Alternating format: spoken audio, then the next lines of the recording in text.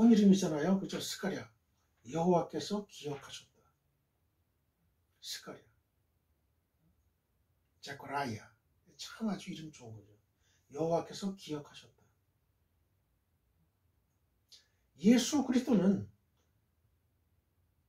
이 스가랴의 순교를 아벨의 순교와 더불어 의로운 일을 행하다 당한 순교로 규정을 했어요. 마태복음 23장 35절. 예수님도 아주 의로운 일을 행하다 당한 순교다. 인정한 거죠. 예수님도 기억하신 거예요. 인정하신 거예요. 본문에서는 스가랴가 여호야다의 아들, 그죠? 벤은 아들이라는 뜻이거든요. 여호야다의 아들로 소개된 반면에 이 마태복음 23장 35절에서는 사가랴, 즉 스가랴가 이 바라기아의 아들로 소개되고 있어요. 이러한 부조화는 이 본절에서 아들로 번역된 이 벤을 손자로 해석할 때 해결될 수가 있어요.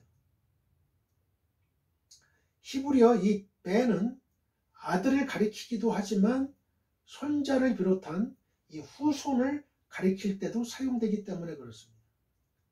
과거에 가인이 아벨의 의로운 행위로 인해서 자신의 악한 행위가 더욱 드러나는 것을 막고자 이 아벨을 쳐 죽였듯이 요아스와 백성들은 성령 충만을 입어서 자신의 악한 행위를 책망하는 이 스가랴의 말이 듣기 싫어가지고 그를 쳐 죽인 거예요. 여러분, 이런 일은 오늘 이때만 있는 게 아니에요. 오늘날에도 그렇잖아요. 오늘날에도. 직장에서도 그렇죠. 누가 나보다 더 실력이 있고 능력이 있으면 그를 죽여야 돼.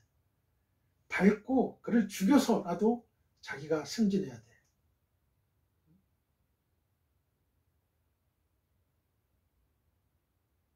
그렇죠?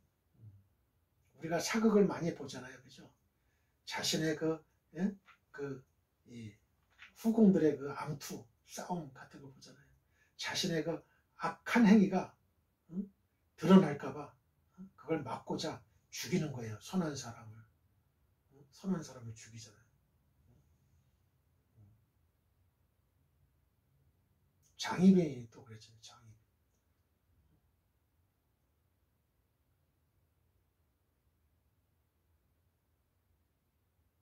그래서 지금 이 세상도요. 성령 충만해서 교회에서도 이렇게 예배당 안에서도 전도 많이 하고 뭐 이렇게 하는 사람들을 존경하고 이렇게 해야 되잖아요. 근데 시기해, 질투해. 목사님은 저 전도왕만 좋아해. 뭐 이러고 그런다고요. 전도 많이 한 사람 하나님이 기뻐하시죠. 하나님이. 그 주의 종도 그 사람 기뻐하고 기뻐하지 않겠어요? 하나님의 일을 그만큼 하는데 시기하고 질투하면 안 돼. 시기하고 질투하면 안 돼. 죽이잖아요. 그죠? 죽여. 누가 나보다 더 빨리 승진하고 누가 나보다 더 예쁘고 그러면은 죽이잖아. 죽이잖아. 여자들은 나보다 더 나은 옷을 입었다든지 나보다 더 외모가 뛰어나다든지 그러면은 시기하고 질투해서 죽이려고 그러잖아. 회사에서도 나보다 더 능력이 있고 뛰어난 사람은 죽이려고 그래. 죽여. 정치하는 사람들은 정적을 죽이려고 그러고 회사에서는 회사 내부에서도 그 정치가는 있거든. 그러니까 나보다 더 나은 사람 같으면 죽이려고 그러고 무슨 이유를 대서라도 그 사람의 단점만을 그냥 켜는 거야. 그냥 단점 없는 사람이 어디 있어요.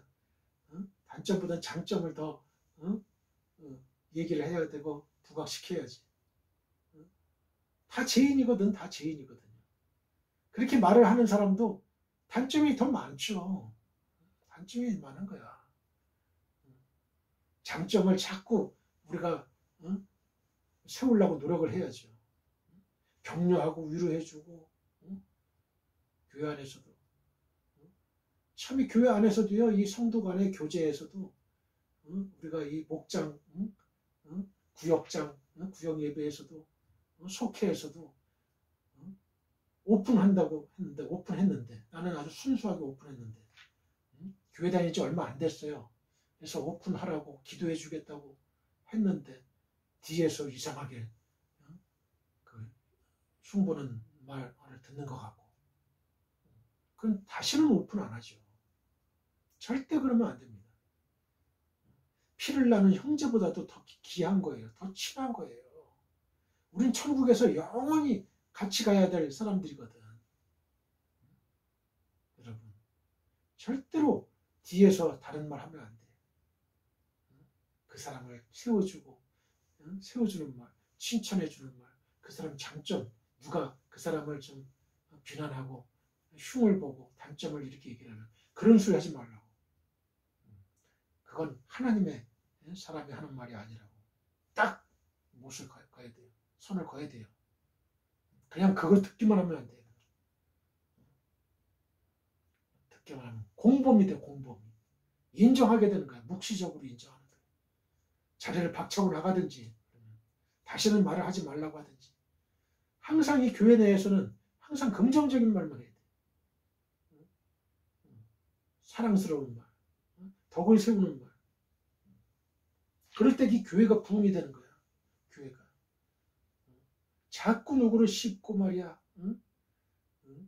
그러면 벌써 티가 딱 나죠. 티가 딱 난다고. 그런 사람하고 사귀면 안 돼요. 절대로. 남 험담하고. 그러면 그 사람은 나에 대해서도 뒤에서 험담한다는 얘기가 돼. 그죠? 입을 자물쇠로 잠가야 돼. 입을. 목장 내에서, 구역 예배에서, 속회에서 얘기한 거. 기도 제목들은 입을 자물쇠로 잠가야 돼. 자물쇠로 잠그자, 입을. 지켜줘야 되는 거야, 비밀을 아주. 특급 비밀이야, 특급 비밀. 그럴 때 오픈할 수 있는 분위기가 되죠. 아주 중요한 겁니다, 이게. 아주 중요한 거예요. 한글 개혁성경에서 감동시키심에로 번역한 이 라베사는 기본적으로 둘러싸는 것을 의미하는 단어에서 유래한 동사예요. 둘러싸는 것. 구약 성경에서 103회 사용된 이 단어는요. 라베사. 거의 대부분이 옷을 입히다라는 의미로 쓰였어요. 창세기 3장 21절에도. 따라서 본문은 옷을 입음과 같이 스가랴 선지자가 하나님의 신에 의해 성령에 의해 완전히 에워싸이고 사로잡힌 걸 나타내요. 이 단어를 70인역이 뭐예요? 구약성경 히브리어로 된 거를 헬라어로 번역한 거죠. 이 70인역은 에네디스텐으로 번역을 했는데 이는 에베소서 4장 24절하고 6장 11절에서도 쓰인 단어인데요. 즉 옛사람을 벗어버리고 새 사람을 입으라 하는 그 문맥과 영적 전쟁을 수행하는 데 필요한 하나님의 전신갑주를 입으라는 문맥에 이 단어가 쓰인 사실을 통해서 당시 선지자 스가랴는 하나님의 신 성령에 온전히 사로잡혀가지고 요아스를 비롯한 그 유다 백성들에게 하나님의 책망의 말씀을 담대히 전했던 걸 알 수 있어요. 구약의 그 선지자들은요 자신의 목숨을 내걸고 하나님의 말씀을 전했습니다. 목숨을 내걸고. 그러기 위해서는 어때요? 성령의 충만함을 받은 사람들이에요. 그렇지 않으면 하나님 말씀을 못 전하는 거예요. 다 알잖아요. 그죠? 남의 허물을 얘기하고 단점을 얘기해서 좋아할 사람이 어디 있어요? 특히 왕에게. 그죠? 그러면 지킬 처형이죠. 여기서 이 신, 영에 해당하는 이 루아흐라는 단어를 좀 더 상세히 살펴볼 필요가 있는데요. 이는 기본적으로 바람, 윈드, 호흡, 브레스를 의미하는 단어예요. 창세기 7장 22절, 8장 1절. 그러나 본문에서는 이는 단순히 사람이 들이마시고 내쉬는 숨이 아니라 그것을 받는 사람이 거부할 수 없는 하나님의 능력이고 하나님 자신을 외적으로 확장하는 표현으로 쓰였어요. 이 루아흐가 들어가면 생명 없는 것이 생명을 얻게 돼요. 에스겔서 37장 5절, 6절, 8절, 9절, 10절. 이 루아흐가 들어가면 생명 없는 것이 생명을 얻게 돼요. 그리고 평범한 사람이 특별한 일을 행하게 돼요. 사사기 14장 6절. 그리고 이 루아흐는 동시에 인격적인 존재예요. Personal existence. Personal being. 인격적인 존재. 이스라엘 광야 40년 동안에 이 루아흐는 이스라엘을 인도했고 이스라엘의 범죄로 인해서 근심하기도 했어요. 이사야 63장 10절. 이와 같은 사실을 통해 볼 때 이 본문의 루아흐 엘로힘은 성부 하나님에게서 출발된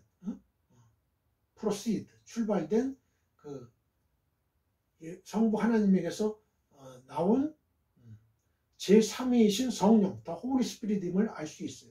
즉 성령이 스가랴 선지자를 충만히 사로잡아 가지고 스가랴 선지자로 하여금 하나님의 뜻을 통달케 했고요. 고린도전서 2장 10절. 왕과 백성 앞에 나아가 담대하게 그 죄를 책망케 했던 것이죠. 요한복음 16장 8절. 이 성령의 역할이 바로 이런 것이죠. 성령의 충만함을 받으면 하나님의 뜻을 통달케 되는 거예요. 고린도전서 2장 10절. 장래일을 알게 되는 거고 예수님이 하신 말씀을 기억나게 하는 거고 이런 역할을 하고 죄를 책망케 하는 거고 이런 측면에서 요아스 왕과 이 남유다 백성들이 스가랴의 책망을 듣지 않고 오히려 그를 성전 뜰에서 돌로 쳐 죽인 것은 단순히 한 사람을 숙청한 것이 아닌 하나님의 성령을 해방한 무서운 죄임을 알 수가 있죠. 마태복음 12장 31절. 여러분, 이 사실을 보면 이 여호야다 제사장이 요아스를 옹립을 했어요. 왕으로. 이 요아스가 어렸을 때. 그런데 이 여호야다 제사장의 손자인 이 스가랴를 죽였어요. 이게 말이 안 되잖아요. 그죠? 인간적으로도. 이런 요아스의 그 악행. 이해하면 안 되는 거죠. 24장 20절을 봅니다. 스스로 형통치 못하게 하느냐. 벨로 타칠리후. 본문을 직역하면 그래서 너희들이 결코 형통할 수 없다. 이런 뜻이 돼요. 그래서 너희들이 결코 형통할 수 없다. 본문은 부정어 로가 미완료형 동사를 수반하고 있는 구조인데요. 최상급의 부정을 나타내는 거예요. 즉 여호와의 명령을 거역했기 때문에 어떤 일이 있어도 형통할 수 없다는 절대적인 부정을 나타내는 거예요. 요아스가 여호와를 버리고 우상을 숭배한 것은 더욱더 번영하기 위함이었는데 그러한 행위는 오히려 스스로를 망하게 하는 결과를 초래하고 말았어요. 당시 가나안 문화권에서 널리 숭배하던 아세라와 바알 등은 대부분 풍요로운 수확을 가져다 주는 것으로 알려진 농경신이었죠. 하나님의 백성들도 여호와에 대한 신앙이 약해지거나 여호와의 계시가 뜸해질 경우 눈에 보이는 형상으로 만들어진 이런 우상에게 마음을 빼앗겨서 그 우상으로부터 풍요를 기대했어요. 요아스와 백성들 역시 이러한 잘못된 사상에 사로잡혀가지고 여호와를 버리고 우상을 선택했지만 그렇게 하는 것이 오히려 자신들을 멸망으로 몰아가는 것임을 깨닫지 못했던 거죠. 24장 20절 여호와께서 너희를 버리셨느니라. 바이야 아조브 에트캔. 본문은 스가랴가 하나님의 뜻을 거슬러 악을 행하는 그 요아스에게 경고하는 내용입니다. 단 한 문장으로 표현된 이 경고는 분명 원 경고의 내용을 요약한 형태일 거예요. 매우 간단한 형태로 표현된 이 경고는 신명기 28장에 언급된 이 언약 준수 여부와 관련하여 주어질 축복과 저주의 말씀에 근거를 두고 있고 그것의 요약이라고 할 수 있어요. 그것을 한마디로 요약하면 순종에 따른 축복과 불순종에 따른 저주죠.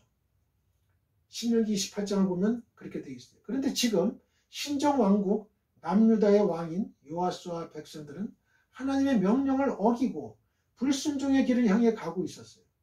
따라서 스가랴는 하나님의 언약의 근거에서 그를 행하는 요아스와 백성들에게 단호하게 징계의 말씀을 선포함으로 회개를 촉구했던 거죠. 그러나 이처럼 단호한 스가랴의 책망의 말조차 요아스와 백성들은 귀 기울여 듣지 않고 도리어 그를 돌로 쳐 죽임으로 심판을 자초하고 말았던 것이지요. 참으로 안타까운 일이 아닐 수가 없죠.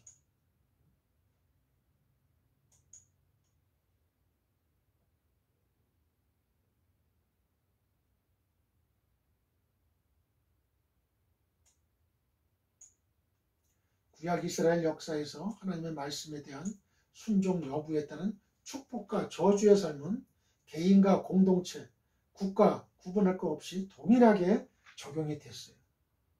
동일하게. 하나님은 당신을 존중히 여기는 자를 존중히 여기고 멸시하는 자를 멸시하는 분이세요. 사무엘상 2장 30절.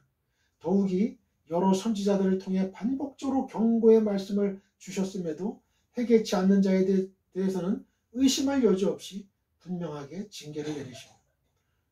그래서 역대하 저자는 요아스의 죄와 이에 대한 스가랴의 경고, 그리고 경고에도 불구하고 지속되는 불순종과 이에 따른 필연적인 징계의 사건을 서술하면서 축복에 대해서만 아니라 징계를 통해서도 하나님의 언약이 얼마나 확실하게 성취되어 가는 것을 다시 한번 확인시켜 주고 있습니다. 오늘은 여기까지 하겠습니다.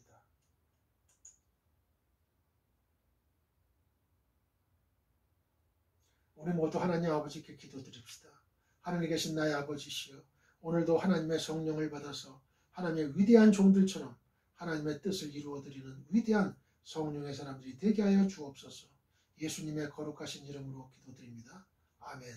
지금은 우리 주 예수 그리스도의 은혜와 하나님 아버지의 극진하신 사랑과 성령님의 감화감동 교통 역사하심이 지금 이 방송 예배에 참여하고 있는 모든 지구촌에 있는 성도님들과 그 가정과 직장과 사업장과 우리의 민족과 나라와 한국교회와 세계교회와 우리 사랑 선교회 위에 영원히 함께하기를 축원하옵나이다. 아멘.